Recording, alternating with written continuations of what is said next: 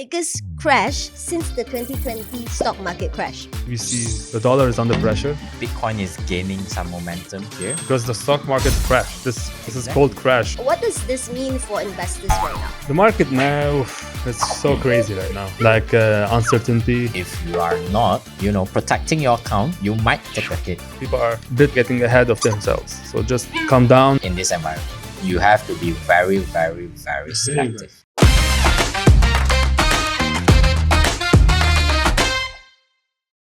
Welcome to the Dxpert podcast, where we will break down the biggest financial trends shaping the market. I'm Janu, and today we're joined by our two analysts, June and Asado.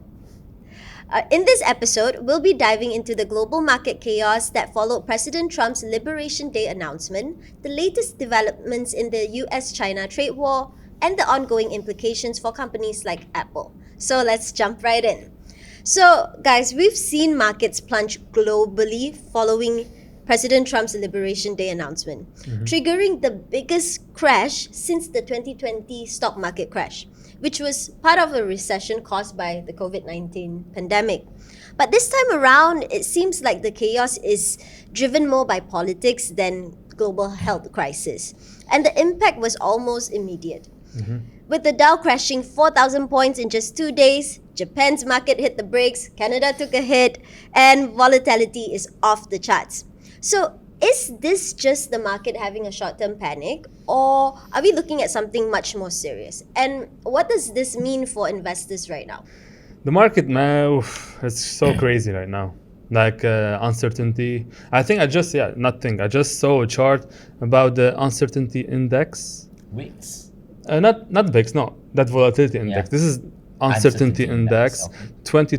This time is higher than 2020, and 2020 was pandemic. Like, what the hell is going on? No one understood anything. But now it's even worse, uncertain wise. So yeah, too much uncertainty, and it's very negative based market. That means any news, negative or positive, can impact a lot or have a major impact on the stock market or any other asset class in this case. So for now, we have to go day by day, I guess, minute by minute, hour by hour, because, Trump can tweet any second. Maybe now he's tweeting and we don't know. So, and can impact the market. So for day traders, I guess it's good because there's a lot of volatility, a lot of opportunities to take very short-term trades, and because a lot of big movements are happening, especially let's say on gold. On gold, we are seeing $100 days easily.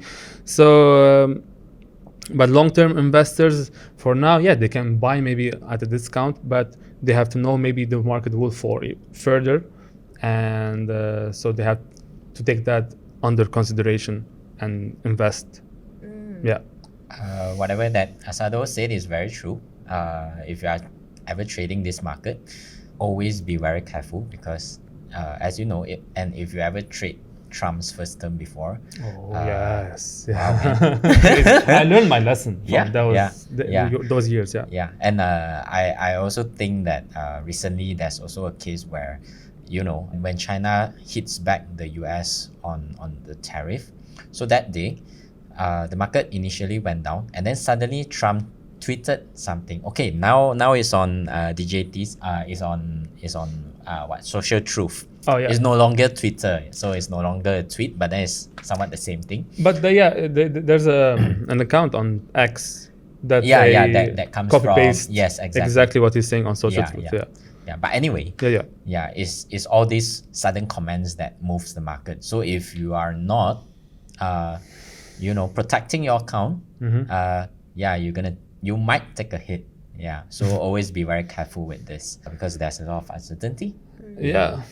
Like what he said, like 245% on Chinese tariffs.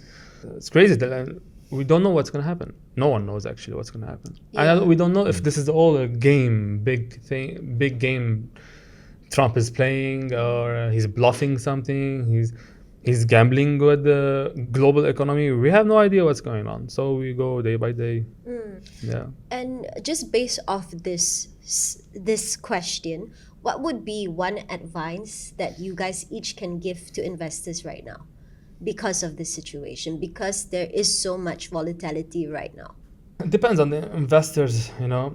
If they don't mind holding for a long term, because that's what an investor is, holding for long term. Then yeah, this is a good discount in the market. There's a discount, but don't go all in. You know, if you have let's say $10,000, don't put in $10,000 right now. Put few $1,000. See the feel the market, what's happening. If it goes lower, you can scoop more shares, lower prices for long term, because most probably long term we're gonna go back up. This is not it. You know, people are saying this is it. This is the big reset, whatever. The big reset, we hear about it every time we go into recession or we're about to go into recession. We hear a lot on social media, especially on Twitter. This is the big reset. Everything gonna go to zero. Gold to $10,000. Maybe, but not now. That's the idea. The big reset or the gold to 10,000. It's not this cycle. It's not in this cycle. People are a bit getting ahead of themselves. So just calm down. We can see maybe 4,000 if it goes parabolic, but that's it, I guess, on gold on this cycle. Yeah. We're gonna see a big pullback then later. Yeah. But for me, I think it's a time where you need to be very selective on the assets that you are choosing.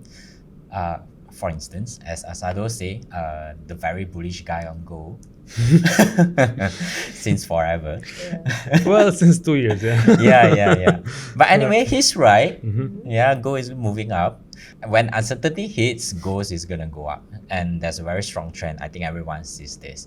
If you are looking at the stock market, there are some of it is performing better than others, but have to be very selective. So for instance, when you have a war, and especially if it's something that is not physical, as in you are not killing people, this kind of war. Yep.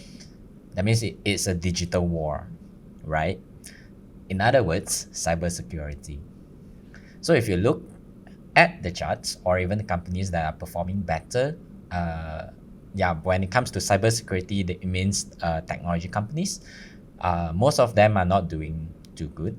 But if you know some of the more popular cybersecurity companies like Palantir, is actually performing better than other tech companies. Yeah, if you notice, yeah.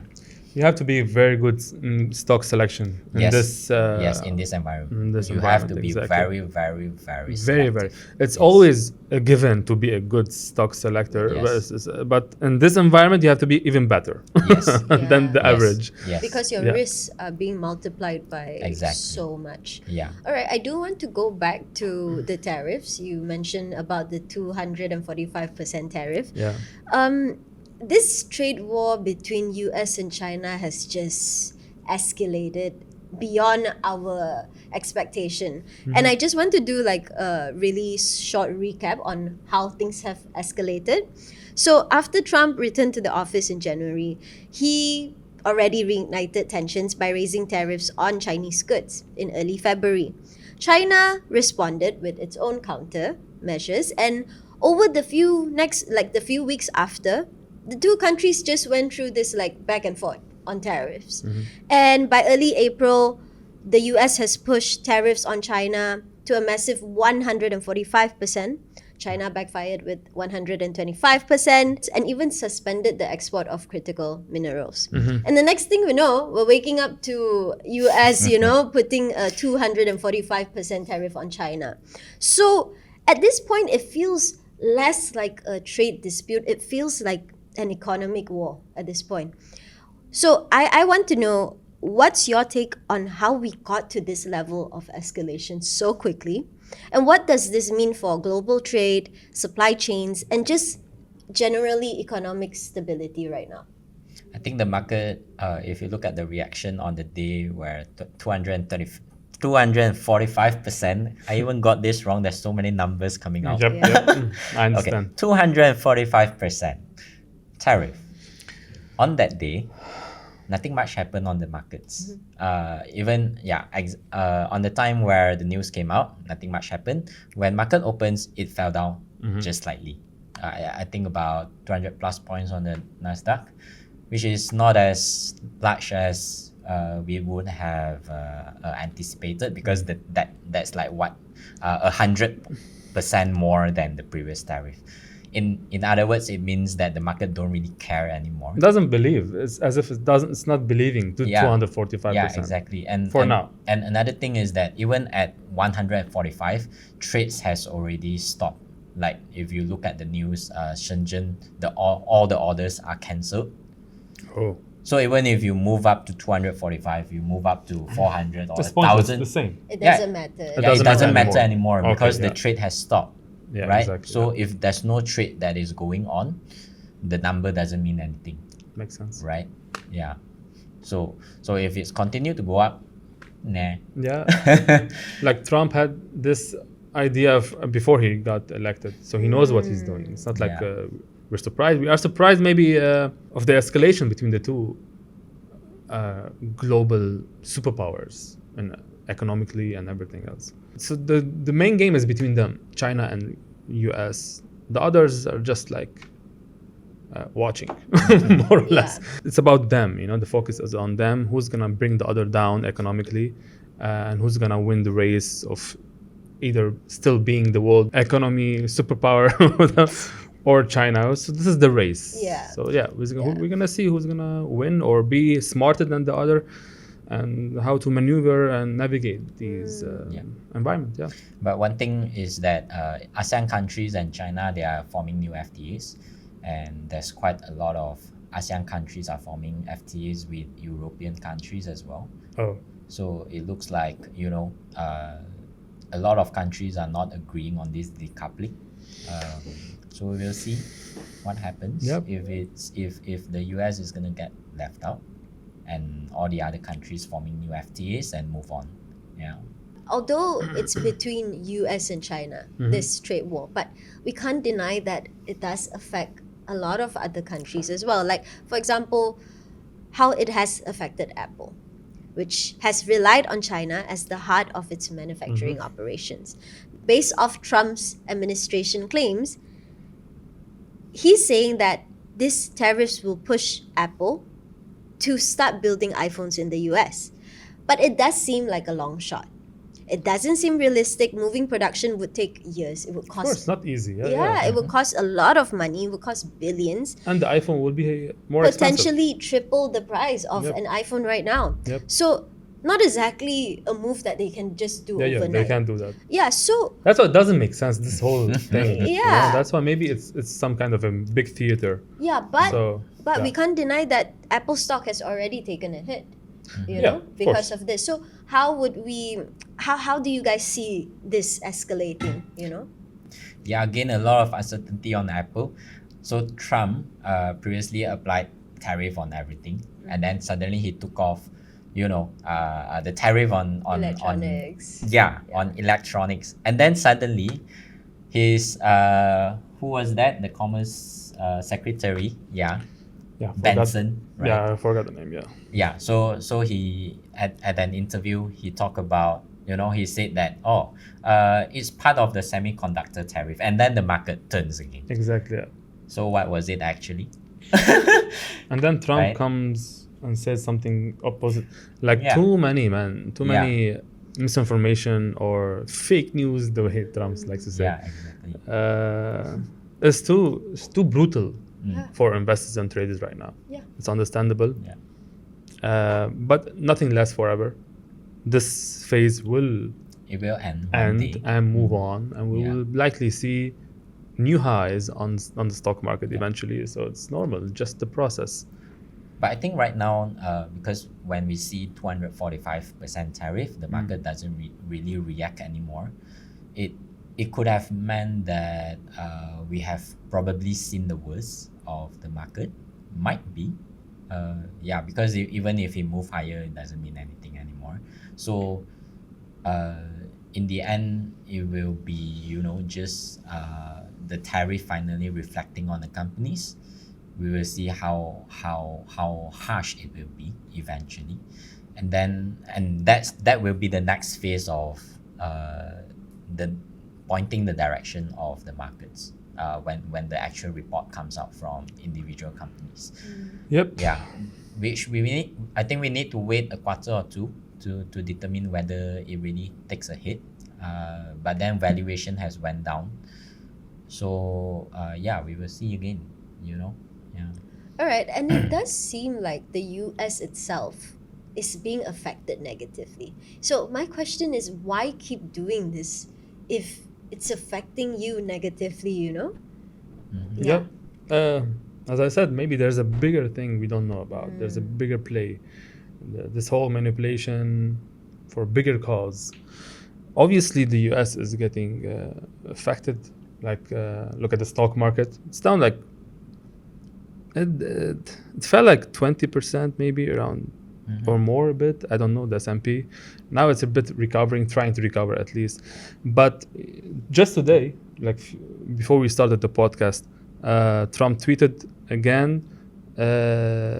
This time, he's targeting the Fed, Powell, Chairman Powell, and at the end he says that something like he should get fired. I can't wait. Something like it's never.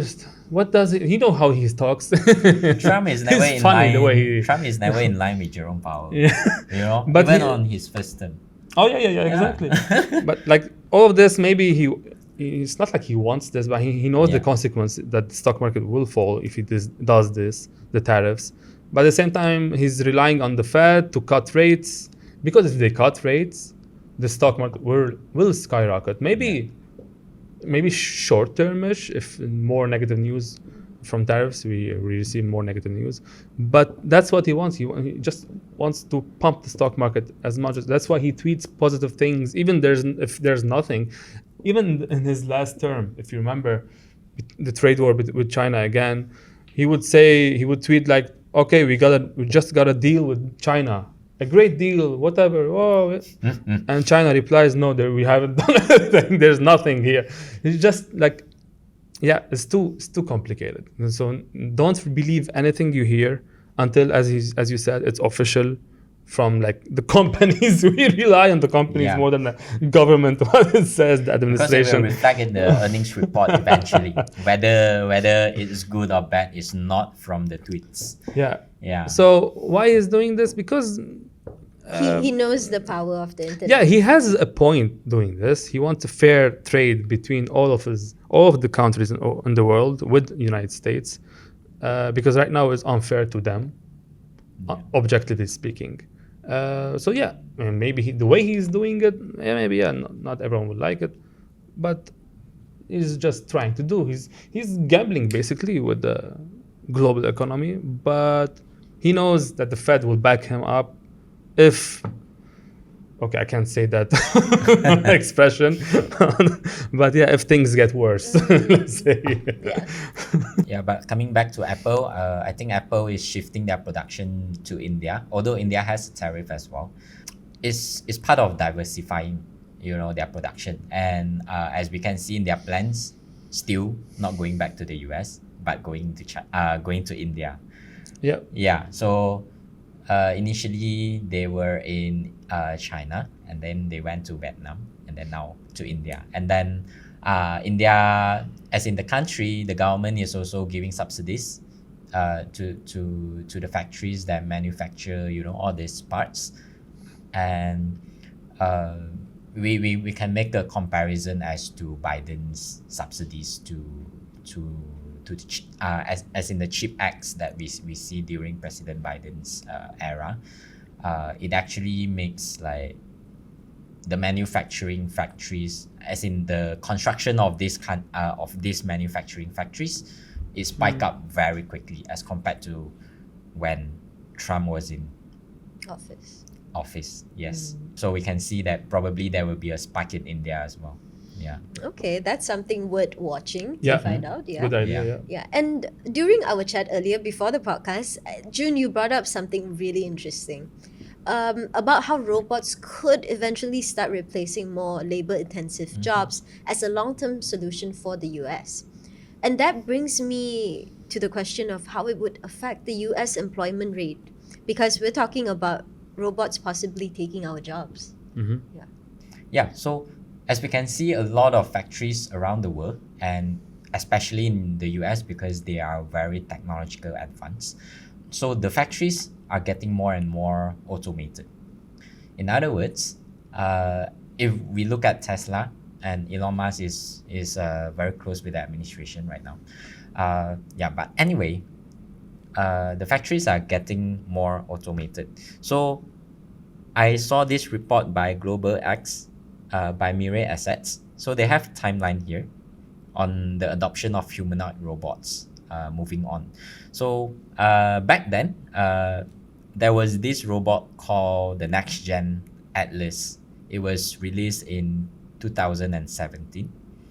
So it was the world's most dynamic humanoid robot back then. And then the next one, it was Tesla's Optimus, the first version. And then after that, there's this robot called the Digit, and it's the first multi-purpose humanoid robots for logistics. It came out in about 2023. And then the next phase, it was expected that Optimus version 2 is going to come out in 2026 or 2027. So it's not too long away. We are about 1.5 years to 2 years away. It's getting closer. Yeah, yeah. And in other words, if the factories that are moving back to the US, instead of using a real human to do the jobs, is actually the robots that probably gonna be doing the jobs. So by bringing jobs back, not quite sure whether it's for human or for robots. Right. Okay. That makes me curious about how it would affect the US employment rate. How would it affect the people in the US? How would they earn a living? The universal basic income, right? Yeah. So I was in our discussion previously, as you know, the US always wanted to have like a universal basic income for all their citizens, because they know what's coming. It's not like they're stupid. They know like everything is going to be automated. Robots will take a lot of jobs, not all of the jobs, a lot of jobs. I think it's probably something that is being discussed in the government, in the Congress or something. Of course. And it's not something that you could have done in a year or two, because it's a very long discussion and it's a very big spending by the government. You need the money. Yeah, exactly. So probably this topic came out because they are probably seeing something that might happen in the future. And right now we can see that robotics is getting more and more advanced. AI is getting more and more advanced. Cars can drive by themselves. Many years ago, actually not even many years ago, just a few years ago, it wasn't on the road even. But now it's probably everywhere, at least not in my country, but in the US and even China. in China. It's probably it's getting more all these automated cars. I think China more than US even. So Xpeng CEO just came out and said they are more advanced than the US right now, because there's more automated cars on the streets right now as compared to the US. But anyway, it's I think all these robotics are gonna catch up, and if robots are the one who is gonna do the work, that means productivity will still be there. Money is still gonna come in. And robots doesn't have to eat. They can work 24 hours a day. You just need to charge them, which is being charged by the sun right now. And it's still free. Yeah. So all this money is gonna go and why would you need cheap labor when you can have free labor? Exactly. So it's gonna probably go into that universal basic income. So speaking on the universal basic income, can you just break it down a little bit for the people that don't really understand what it actually is? How would it support the US people, I think is do you remember the number? I think it's I don't about remember the number. $1,000 per. Let me do a quick check. Something like that. Right. 1,200, I think. Yeah. So it's basically the government will give will salaries to the people who are not working, or their jobs are taken by AI or robots. All right, so they will just every month be giving out this fund to. It's $1,000 every month. Exactly. Okay. Yeah. Now they can maybe increase or decrease that of course. number. They can do whatever you want. It's not a final thing because it's not being activated yet. And Elon Musk mentioned something that when everything is automated, as you're saying, the cost of goods and services will drop. Yes. Now I don't know exactly the math or the logic, but it makes sense at the end at the same time, because like It will turn into overproduction because robots they don't have to rest. Yeah. They can take half a year off, All right, to wrap up, guys. So I know we talked about how the markets are kind of reacting to all of this, but can we go in a bit deeper, especially with the 90-day tariff pause? So can we talk about how we're seeing shifts in stocks, crypto, gold, and even currencies? Like if there's any currencies that stand out, or is it too early to tell right now? I think the last one. All right, it's too all right. No, wait. It's the market, like they're waiting for something, the 90-day tariff. Yeah, okay. At first it was positive compared to the before the 90-day pause, but at the end of the day, it's still 90-day pause. It's not like the solution. So the market is like kind of paused right now, like the news. The It's market sentiment is driven, also There's no direction. also has a right no 90-day direction, pause. no direction. Yeah. We need to see a breakout, technically speaking, either above or below these last swing highs or lows that the market made. Outside of that, it's a waiting game, So, yeah, stocks wise, yeah, this is it. Currency wise, we see the dollar is under pressure. Maybe we can see a bounce soon because it dropped a lot, but I think it's gonna be short term and maybe continue downwards pressure. Gold, man. Do I need to speak about gold? I don't know. Yes, Do I? please. Yes, please. We would love to hear something about gold. No, nothing special. Alright. Like I said, 3,500 is very feasible.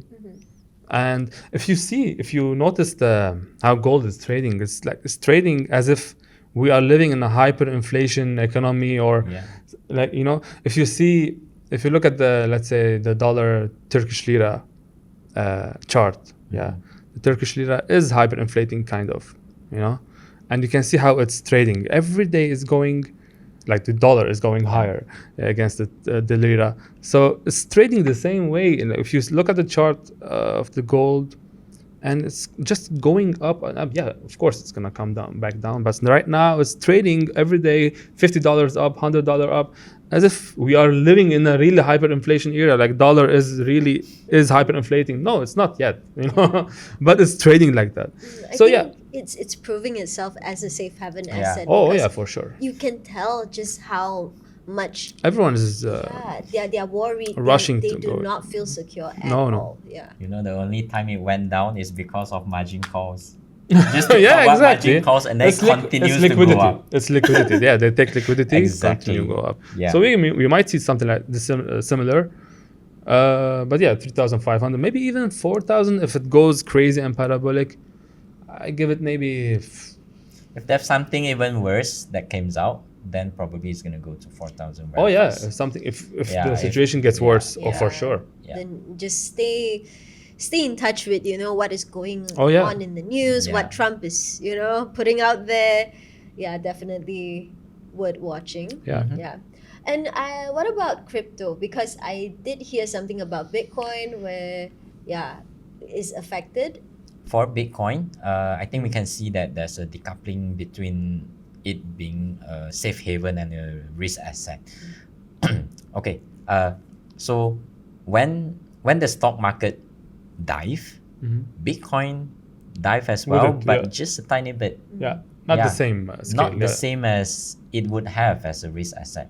So we could probably see It's not that. known. What is this? Yeah, Even the it's holders, like- they don't it's know. like hanging Is in this- the middle. Is this Am a I- safe haven or am I a risky asset? Yeah, That's interesting. exactly. Confused, a bit Yeah, confused. so it's like stuck between gold And risky stocks, assets, So yeah. gold, Bitcoin, and then the stocks.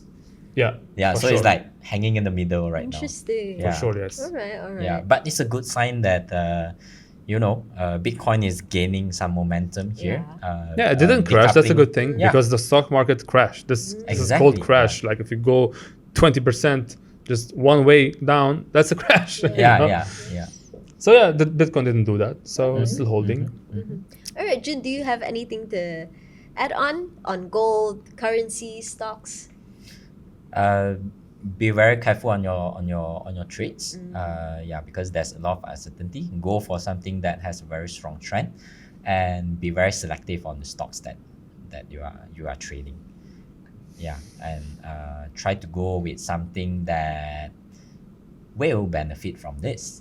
Yeah. Yeah. All right. And as we've seen, markets are reacting in very unpredictable ways, and it's hard to say where this all will lead. I think, throughout this episode, I think that's the main thing that we got out of here today. It's definitely very volatile. Wait and see. right now. It's wait and see game. Yeah. So we will continue to keep an eye on these developments. But for now, it's clear that this trade war and its fallout is far from over. And that's all for today's episode. Big thanks to Asado and June for the insights. And as always, thank you for listening. If you enjoyed this discussion, make sure to subscribe and follow us for more market updates. Remember, stay informed, stay ahead, and we'll catch you next time.